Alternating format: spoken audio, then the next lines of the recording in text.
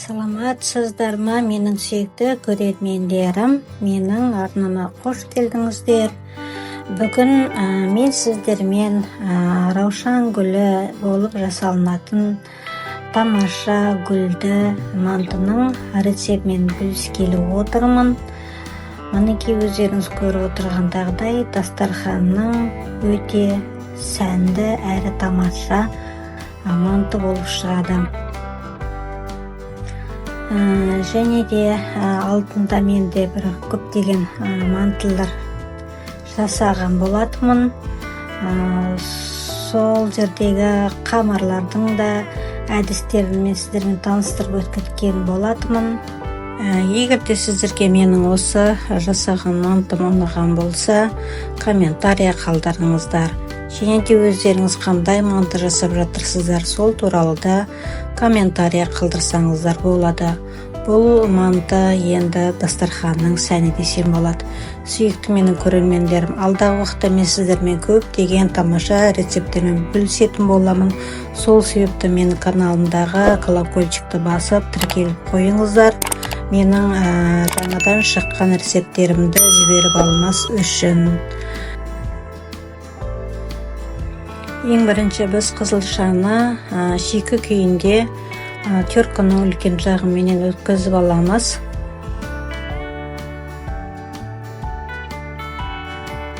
Және де өткен қызылшаның суын өстіп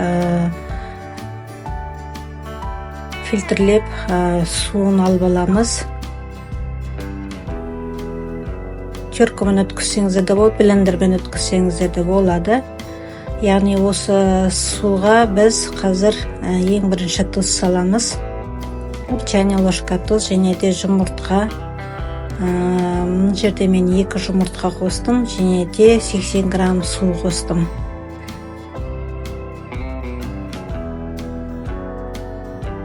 Және де 300 граммдай ұн қостым. Бұл жерге көп қамыр керек емес, шағын ғана қамыр елесеңіздер жетеді. Біраз енді қолменен елеп қандырып аламыз. Қанған қамыр тамаша және де езілмейтіндей раушан гүлінің жапырақтарын тамаша жасап шығарады. Міне енді пищевой пакетпенен орап біраз демалдырып қоямыз. Қамырымыз тұну керек жақсы. Енді екінші қамырымызды елеп бастаймыз. Яғни ол сәбізбенен жасалынатын қамыр болады. Бұны бірінші біз сәбізді блендер арқылы өткізіп, өстіп суын алып аламыз. Және де мына сәбіздің ұнтақтарын біз мантыға қосып жүрсек болады. Енді осы сәбіздің үстіне біз жұмыртқа құямыз. Бұл жерде 2 жұмыртқа. Және де 80 грамм су құямыз. Әдеттегідей 1 чайный ложка тұз қосамыз. Бұл жерде де сол 300 грамм жобада ұн салып, жақсылап араластыратын боламыз.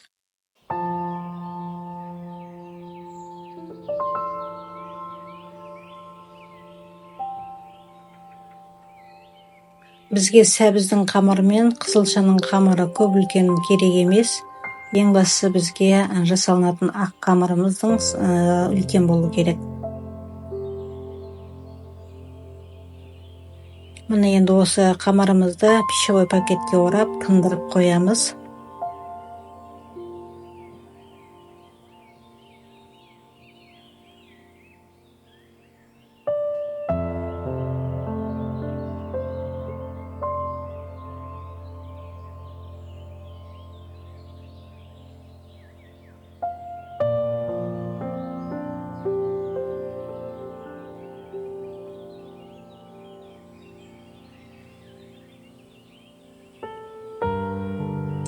Енді кезекте біз үшінші қамырымызды илейтін боламыз. Ол қамырымыз мына қамырлардан қарағанда көбіректеу болады. Бұны біз жай ғана тұзды суға илейтін боламыз. Бұл жерде мен көз мөлшермен 400 граммдай су құйдым, және де жұмыртқа, және де 1 чайный ложка тұз қостым. Және де осыны жақсылап араластырып отырып, үстіне кемінде бір 800-600 граммдай ұн қостым.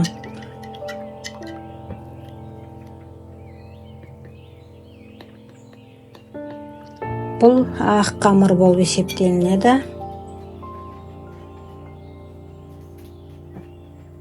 Екінші ұнымызды саламыз.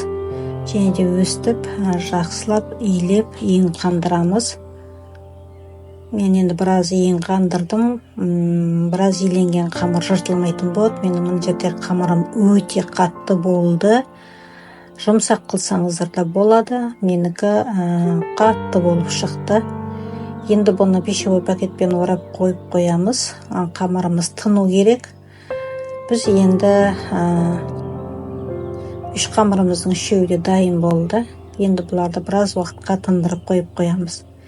Ендігі жерде біз салмамызды дайындайтынбыз. Ең бірінші жуамызды, көбіктеп туралған жуамызды саламыз. Оның үстіне специяларды саламыз. Бұл жерде мен деген қарабұрыш, және де тұз, және де арнайы етке арналған приправа салдым. Және де мына жерде картошкамызды салдық. Және де сәбізімізді, банақ суын шығарған сәбізімізді де қосып жібердік. Енді осы жерде құрғақ болып қалмас үшін мен оливковое масло құйдым. Подсолнечное масло құйсаңыздар да болады. Мінекей мен жерде 3 қасықтай құйдым. Сәлірек көбіректеу құюға да болады. Ал ендігі жерде араластырып алып, осы жерге біз етін салатын боламыз.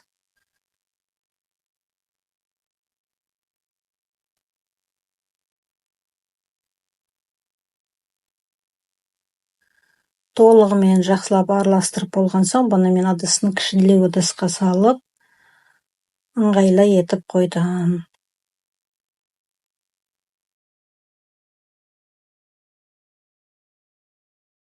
Мына ыдысымызды толтырып қойдық салмамызға. Ендігі жерде қамырымызды жайып бастаймыз. Бұл жерде мен ең бірінші осы ақ қамырымызды 2-ге бөліп, біреуін қызылшадан жасалған қамырға, екіншісін сәбізден жасалған қамырға бөлшектеп қойып қоямын.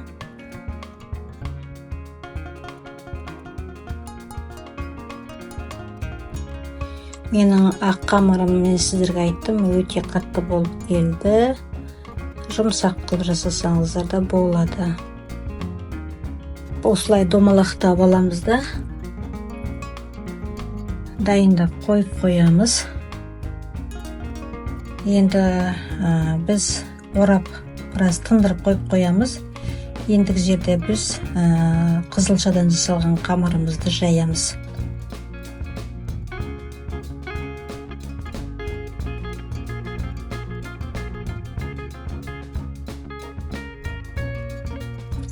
Негізі 4 бұрышты қылып жайған жақсы, ыңғайлы болады. Менікі 4 бұрышты болып келмеді. Егер ыңғайлансаңыздар, 4 бұрышты етіп жайғандарыңыз өте тиімді болады.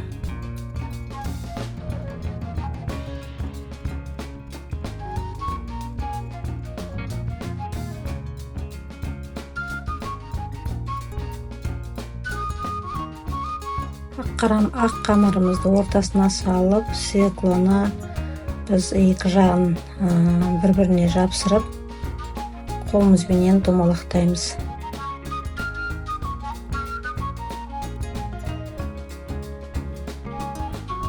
Қолымызбен өстіп дөңгелетіп жүргізіп, дайын болған қамырымызды пищевой пакетке орап, тындырып қоямыз.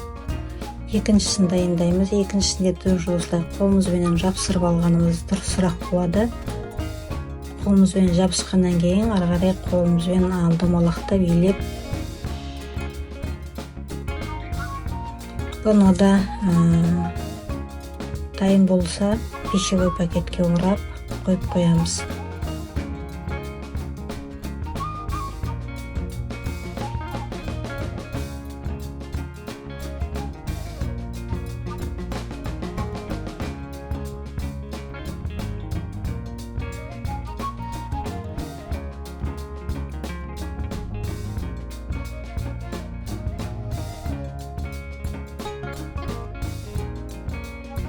Ұнымыз да дайын. Енді сәбізімізден жасалған қамырымызды жаямыз. Мұны да дәл сондай етіп 4 бұрыштап жайсаңыздар болады. 4 бұрыштап жайылған ыңғайлырақ болады.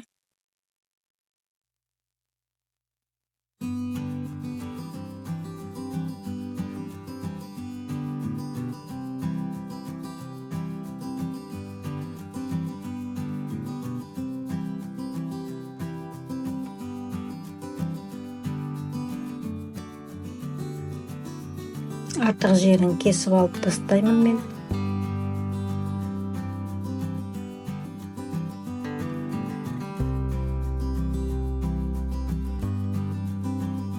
Оны да қолымызбен домалақтап, дайын болған қамырымызды пищевой пакетпен орап, оны да тындырып қоямыз. Кемінде бір 5 минуттай тыну керек. Енді тарелкамызге салып, біраз уақытқа, бір 10 минутқа немесе 5 минутқа тындырып қойғанымыз дұрыс болады. Оған дейін біз өзіміздің мантоваркамызды майлап, дайындап қоямыз, және де суымызды қайнатып қоямыз. Енді біз осы нандарымызды пышақпенен бірдей етіп, көлемдерін бірдей етіп кесеміз.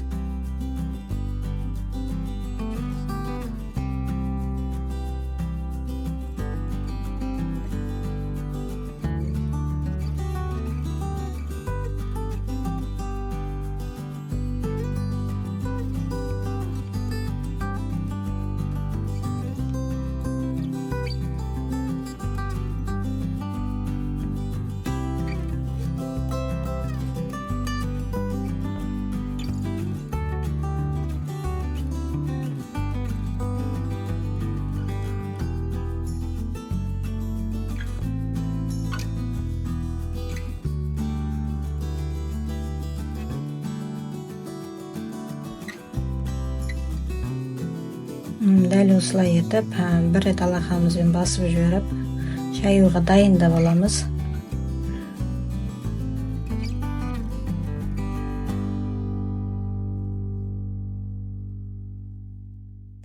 Енді пищевой пакетпен бетін жауып қоймасақ, өздеріңіз білесіздер, жел тиіп, қайызып кетуі мүмкін. Сол үшін бетін жауып қоямыз.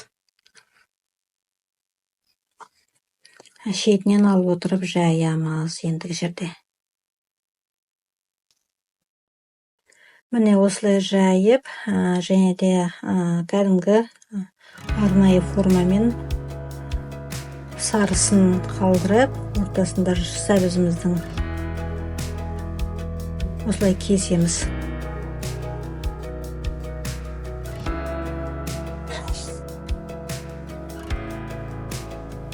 Мені дәл осылай етіп кесіп, дайындап аламыз барлық қамырды.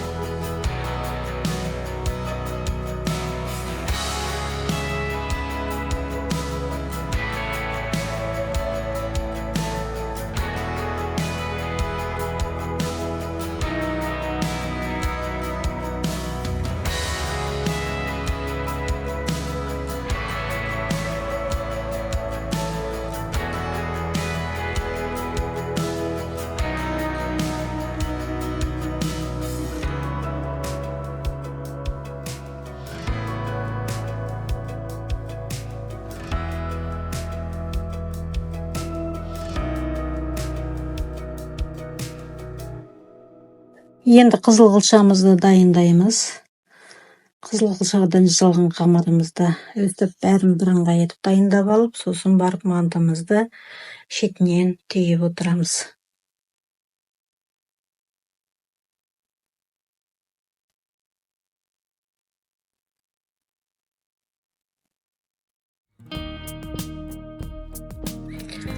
Бетін басамыз, чтоб тегіс гүл болып шығу үшін. Және де осылай мінекей әдемі гүл болып шығарамыз. Етін көп салмаймыз. Етін көп салсаңыз доғаланып қалады. Міне өздеріңіз көріп отырғандағыдай мен сіздерге тағы да көрсетемін. Бетін бір басып аламыз, тегістеп, орталарын бір басамыз, ашылып кетпейтін етіп, және де өстіп ораймыз. Мына өздеріңіз көріп отырғандағыдай сәбізден жасалған қамырымыздың қалған қамырлары бар емес, артылған содан мен осындай мантты жасап жатырмын.